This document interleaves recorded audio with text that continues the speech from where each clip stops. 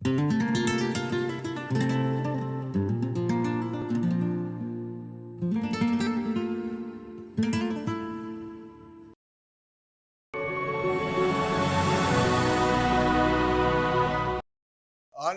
இயேசு கிறிஸ்துவினுடைய நாமத்தினாலே உங்கள் அனைவருக்கும் எங்களுடைய அன்பின் வாழ்த்துக்கள்.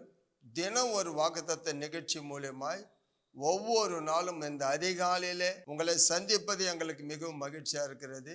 இந்த காலையிலே பரிசுத்த ஆவியானவர் நம்மோடு பேசுகிற வார்த்தைகளை கேட்கலாம். எபிரேயர் 12வது அதிகாரம் 11வது வசனம் வாசி கேட்கலாமா? எந்த சிட்சையும் தற்காலத்தில் சந்தோஷமாய் காணாமல் தற்காலத்திற்கு சந்தோஷமாய் காணாமல் துக்கமாய் காணும் ஆகிலும் பிற்காலத்தில் அதில் பழகினவர்களுக்கு அது நீதியாகிய சமாதான பலனை தரும். இந்த காலையில சமாதானத்தின் பலனை தரும். இதுதான் வாக்குத்தத்தம். இந்த காலத்திற்கு கண்டிப்பாக நிச்சயமாக தேவனுடைய பிள்ளைகளை கண்டிப்பு தேவை.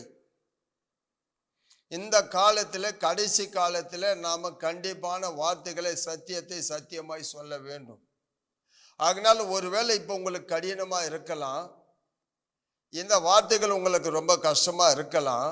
ஆனா தேவ ஆவியானவர் சொல்ல பிற்காலத்தில் உங்களுக்கு அது சமாதானத்தின் பலனை தரும். தீத்து 1வது அதிகாரம் 14வது வசனம் வாசிக்கலாமா? விசுவாசத்திலே ஆரோக்கியம் உள்ளவர்களாய் இருக்கும்படி நீ அவர்களை கண்டிப்பாய் கடிந்து கொள்.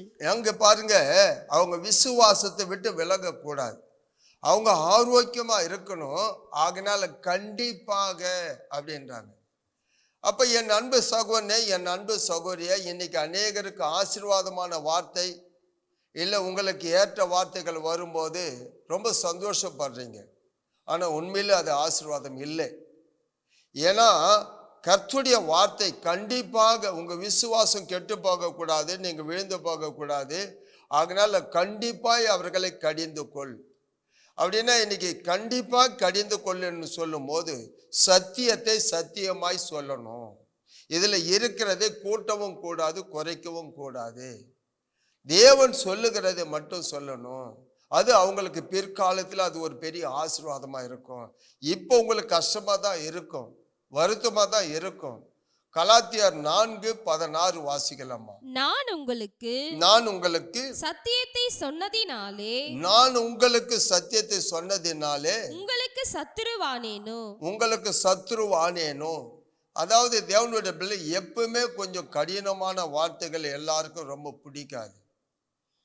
இந்த மாதிரி வார்த்தைகள் உங்கள் வாழ்க்கையில கொஞ்சம் உக்காந்து நீங்க யோசித்து பார்த்தீங்கன்னா பின்னால ஐயோ அன்னைக்கு நமக்கு சொல்லும் போது, கண்டித்து சொல்லும் போது நம்ம அதை அலட்சியம் பண்ணிட்டோமே, இன்னைக்கு இவ்வளவு கஷ்டப்படுறோமே. ஆனா இப்ப அந்த கண்டிப்பான வார்த்தைகளை நீங்க கேட்டு அதை மடி நீங்க நடக்கும் போது பிற்காலத்தில் உங்களுக்கு சமாதானத்திற்கு ஏற்ற பலனை காண முடியும். 2 பேதுருவிலே 1வது அதிகாரம் 10வது வசனம் வாசிக்கலாமா? ஆகையால் சகோதரரே உங்கள் அழைப்பையும் தெரிந்து கொள்ளுதலையும் உறுதியாக்கும்படி ஜாக்கிரதையாயிருங்கள். இவைகளை செய்தால் நீங்கள் ஒரு காலம் இடறி விழுவதில்லை. இன்னைக்கு காலையில ஆவியானவர் நம்மோடு பேசுகிறார். பிற்காலத்திலே சமாதானத்தின் பலன் வேணும். இனி வரப்போற நாட்களில் உன்னுடைய வாழ்க்கையில நீ பகுத்தறியணும், சோதித்து பார்க்கணும். இன்னைக்கு ஏன் ஆண்டவர் என்னோடு இந்த வார்த்தை பேசுகிறார்? அந்த எபிரேயர் புத்தகம் 12வது அதிகாரம் 11வது வசனம் மறுபடியும் வாசிக்கலாமா? எந்த சிட்சையும் தற்காலத்தில் சந்தோஷமாய் காணாமல் தற்காலத்துக்கு சந்தோஷமா, இப்போ கொஞ்சம் கஷ்டமா தான் இருக்கும். இந்த காரியங்களை கொஞ்சம் யோசித்து பாருங்க. என் தேவனுடைய பிள்ளைகளை, உங்க வாழ்க்கையில இப்ப கொஞ்சம் கஷ்டமா இருக்கலாம், ஆனா இதுதான் உண்மை. ஏன்னு கேட்டேன்னா இந்த வார்த்தை உன்னுடைய வாழ்க்கையில நீ உட்கார்ந்து யோசித்து நாம எந்த காரியத்துல இருக்கிறோம், ஏன் நமக்கு இந்த வசனம் நமக்கு ஆண்டவர் இந்த வார்த்தையை சொன்னார் என்று யோசித்தா பிற்காலத்திலே முடிக்கும் போது சொல்றார், வாசிங்க. பிற்காலத்தில் அதில் பழகினவர்களுக்கு அது நீதியாகிய சமாதான பலனை தரும். உண்மையா சொல்லுகிறேன் தேவனுடைய பிள்ளைகளே, இன்னைக்கு நீங்க இந்த வார்த்தை கேட்கும் போது உங்களுக்கு இப்போ ஏன் ஆண்டவர் நம்மோடு இந்த வார்த்தை பேசுகிறார்? அப்ப நம்ம கிட்ட கண்டித்து உணர்த்துகிறார். கண்டிப்பா கண்டித்து உணர்த்தணும். அப்ப இங்க வேதம் சொல்ல பிற்காலத்திலே அப்படின்னும் போது நமக்கு பின்னால நம்ம வாழ்க்கை நன்றாக இருக்கும். நீதிமொழிகள் 28:23 வாசிக்கலாமா? தன் நாவினால் முகஸ்துதி பேசுகிறவனை பார்க்கிலும் தன் நாவினால் முகஸ்துதி பேசுகிறவனை பார்க்கிலும் கடிந்து கொள்ளுகிறவன் முடிவில் அங்கீகாரம் பெறுவான். இதான் ரகசியமே. உண்மையிலே வேஷமாகவோ இல்லை ஆளுக்கு ஏற்ற மாதிரியாவோ உங்களுக்கு அந்த நேரத்துக்கு ஏற்ற வார்த்தையை சொல்றது அது தப்பு. அந்த நேரத்துக்குன்னா உங்களுக்கு ஏற்ற மாதிரி நிறைய பேர் அதை தான் விரும்புகிறாங்க, தப்பு. கண்டித்து உணர்த்துகிறவங்களும் கடிந்து கொள்ளுகிற முடிவில் அங்கீகாரம் பெறுவார்களாம். அப்போ இங்கே வேதம் சொல்லுகிறது சமாதானத்தின் பலன். இப்போ நம்ம வாழ்க்கையில் இன்னைக்கு நமக்கு ஆண்டவர் ஒரு சில காரியங்களை, ஏன்னா என்னுடைய பாதையில் கடந்து வரும்போது எனக்கு ஆண்டவர் அநேக காரியங்களை எச்சரிப்பின் சத்தங்களை தான் கொடுத்தார். அது என்னுடைய வாழ்க்கையில உட்காந்து யோசிக்கும் போது பின்னால இன்னைக்கு அதனுடைய பலனை நான் காண்கிறேன். அதனால இன்னைக்கு காலையில் ஆவியார் நம்மோடு பேசுகிறார். உங்கள் வாழ்க்கையில பின்னால சமாதானத்தின் பலனை காண வேண்டும் என்றால் உண்மையிலே இன்னைக்கு நிறைய இடத்துல அநேக கர்த்தருடைய வார்த்தைகளை நீங்க கேட்குறீங்க. அநேகர் இடத்துல பார்க்கும்போது பகுத்தறியணும். எங்கே கண்டித்து சத்தியத்தை சத்தியமா சொல்லுகிறார்களோ அதை நிச்சயமா நீங்க ஏற்றுக்கொள்வீர்கள். ஆனால் உங்க வாழ்க்கையில நன்மை காண முடியும், சமாதானத்தை காண முடியும். கண்களை மூடி ஜெபிக்கலாம்.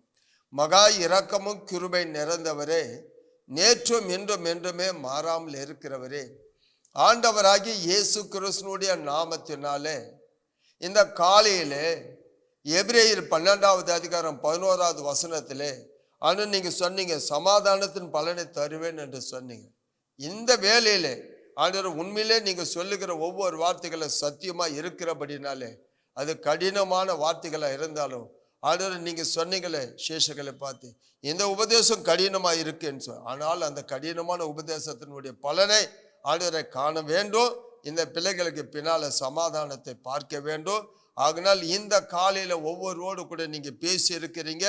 எங்களை நாங்கள் ஊய்ந்து பார்க்கணும், ஆராய்ந்து பார்க்கணும். உம்முடைய சித்தத்தை செய்வதற்காக எங்களை ஆண்டவர் அர்ப்பணிக்கிறோம். இயேசுவின் நாமத்தில் ஜெபிக்கிறோம் நல்ல ஆண்டவரே, ஆமென்.